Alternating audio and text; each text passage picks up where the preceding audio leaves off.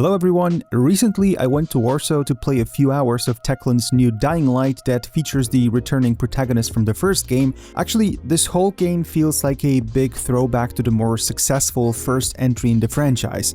So, is the night again more scary? Do supernatural powers make sense? And why the hell parkour for some reason feels less satisfying in this game? Join me for my impressions of Dying Light the Beast. Most of the gameplay you'll see today is my own recorded footage, mixed with some B-roll provided by the studio.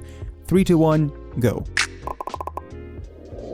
Let's begin with a bit of context about the whole franchise that will lead to why Dying Light the Beast is actually the way it is, and then I'll immediately jump to the impressions from the hands-on itself. The first Dying Light launched in 2015, and on one hand it was just another zombie game, but it felt very unique due to its parkour movement system. Even though the story of the first game wasn't necessarily groundbreaking, it was solid, and surviving in this world with the nice crafting and combat systems, all sprinkled with parkour movements you could chain into it, super fun. Drop-kicking zombies is still extremely enjoyable to this day. Then we got an expansion called The Following that took us outside of the city of Haran and gave us our own vehicle to drive through the open land. That's where the story of Kyle Crane finished, and later Dying Light 2 took us to a different time and a different place as we joined Aidan Caldwell on his run in Villador. While I pretty much liked the game, I don't think it was equally enjoyable in the eyes of the players. We have sales data for the whole franchise, but they don't give us a definitive answer per game, and I guess it's for a reason. The most recent info mentions over 45 million players who played the whole series. The latest specific division between the games comes from February 2022, so the month of release of Dying Light 2, and that's 20 million for the first game and 5 million for the second one. Solid number for release month, but I'm pretty sure a substantial amount of copies sold between 25 million and 45 million are still going to be Dying Light 1. People generally like the first game better, as is apparent by the user score on Metacritic, where Dying Light 1 is at 8.0 and the sequel sits at 7.2. On Steam, this is 95% versus 79%. So, how does it all fit with what is Dying Light the Beast?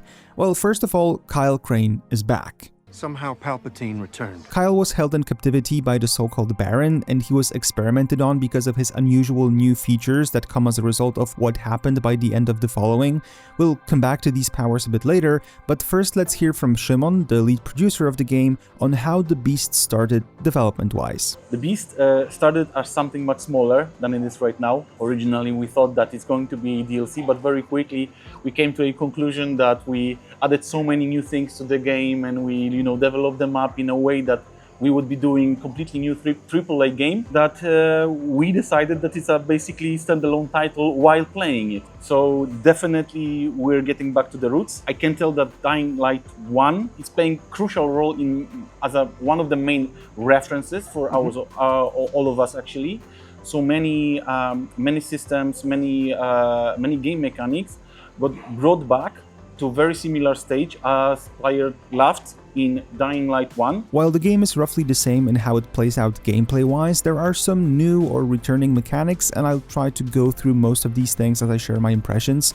So within the demo, I didn't get to see the actual prologue of the game that I expect is about Kyle Crane escaping from the Baron with Olivia, who becomes sort of our companion, guiding us through this new reality. Instead, we got thrown straight into Castor Woods, the new foresty, mountainy map that is the playground in this game. It's nowhere near close to how the cities looked in Dying Light 1 and 2, but it's neater how Dying Light The Following worked with its big open landscape.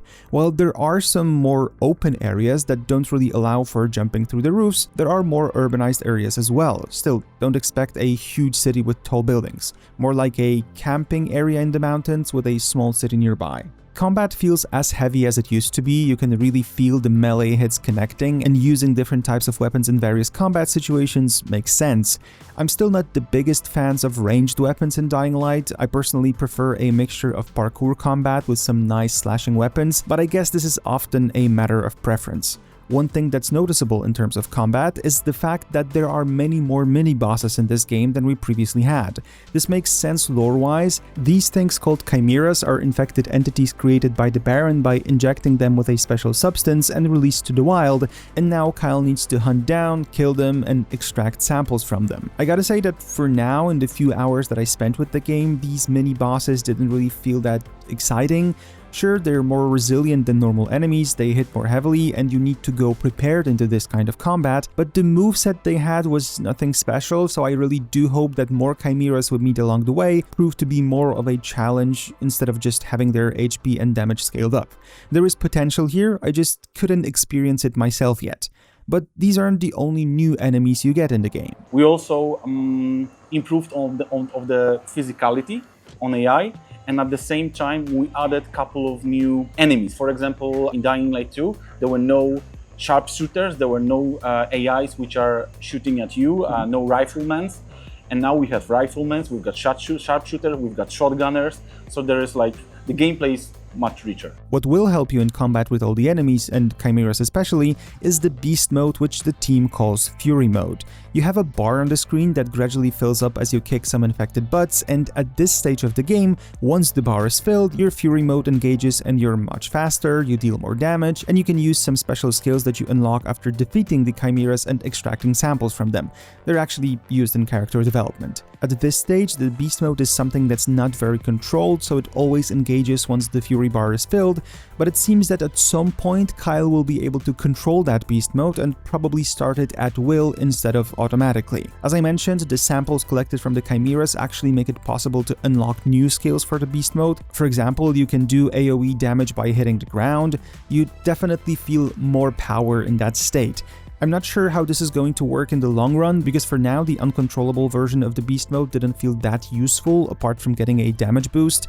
The worst thing is, if it engages when you fight a single small infected, then you just basically waste the whole thing and you need to fill the bar again. So I really do hope that this control over Fury mode comes rather quickly in the game.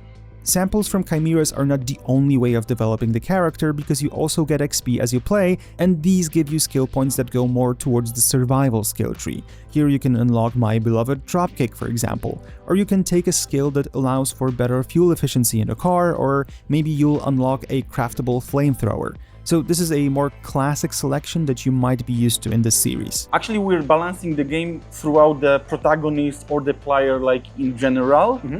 It's true that there are like two set of skills, so Kyle Crane the Beast and Kyle Crane the survival Kyle Crane that everybody knows from Dying Light 1, but at the same time the Fury mode is going to be very handy in certain stages of the game. So for example, with fighting with some more difficult chimeras, you know, and it will give you this edge, this leverage at certain stages, so you could actually feel that you figured out something and pass by the difficult combat or difficult game situation. A skill tree isn't too big, so it might give you a rough idea of how big the game itself is going to be.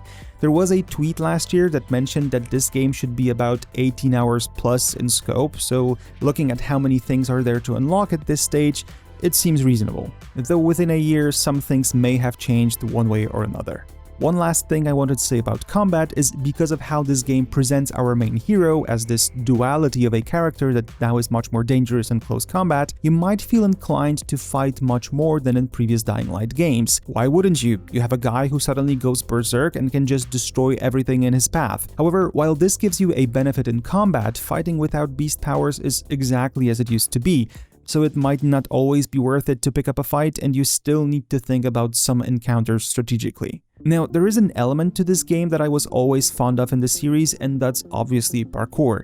It's simple to control, it's really fun to use, and it's the iconic element of the Dying Light franchise. And to my surprise, the Beast for some reason gave me less fun when doing parkour, and I'm not sure I can 100% tell why. I have a theory, but I didn't play long enough to say this for certain.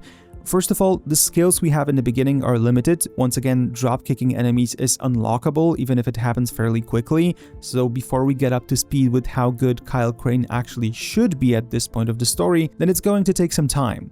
However, I think there's a different factor to blame here, and that's level design. Because Castor Woods is this mountainy location, there are places here where parkour itself doesn't really give a lot of utility. There's swamps, there's mountain trails, there's caves that you can explore during side quests, and they're more about climbing than fast-paced running. So there is no need for parkour skills here, you don't really have a lot of space to gain proper momentum and enjoy the free roaming. Sure, there is this city here, but because it's only a part of the map and not the actual whole playground, I felt that something was missing when it came to traversal, and it also felt a bit sluggish at times. I would have to play a bit more of this game to make sure if this is exactly the reason, but yeah, that's how I felt, and I'm not too happy about it. So what is there besides parkour when it comes to exploration? Well, of course, driving a 4x4. My first thought was like, oh, so it's like the following.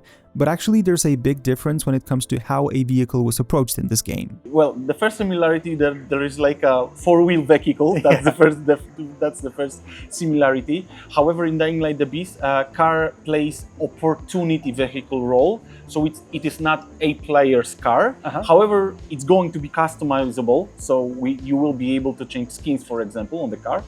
But at the same time, it's supposed to give you this like immersive feeling of finding something on the map that can help you to traverse from point A to B at certain stages of the game, and that's what it's made for.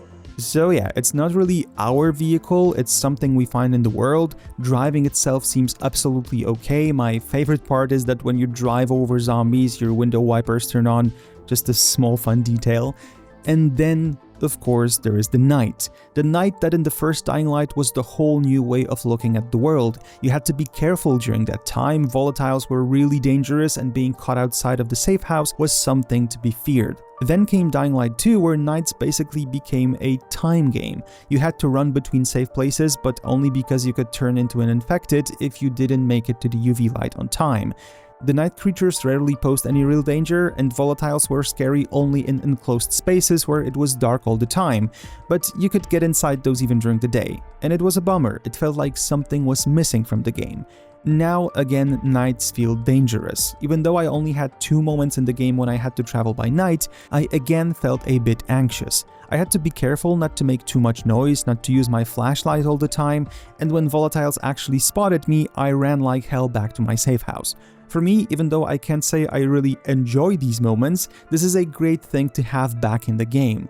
I wonder if at some point when you level up your Kyle well enough in his beast powers, nights might suddenly get too easy, but this is just a question I have in the back of my mind. It's not really based on anything I felt when playing. So we'll see. The night is a difficult topic because it's either, you can love it and it's like a love-hate relationship always, but definitely we are aiming to this horror-ish feeling, and like this feeling of being yourself with a flashlight in the city or in the forest, trying to figure out the next turn from being chased of like volatiles or virals or other dangerous enemies. So we are aiming to get to that point that you're actually need to find this like safe zone to get there, to secure it, and thanks to that, being safe again. We have those moments in the game as well, that we will be asking players actually to measure themselves with the night.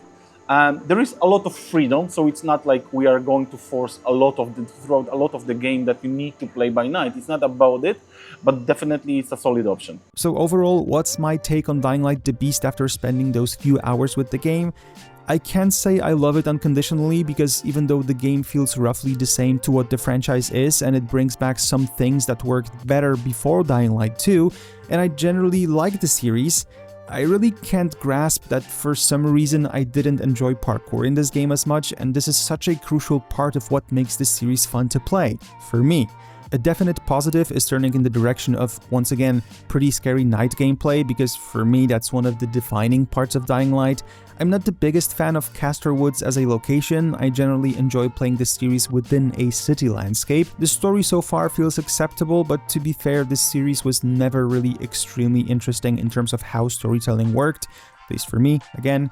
Now, can I recommend it? To the fans of the series, absolutely. Also, if you didn't like the second Dying Light, but you liked the first game, I think you should also be pretty happy with what this game is going to be. And if you just couldn't get into Dying Light before at all, this game will not change your mind either.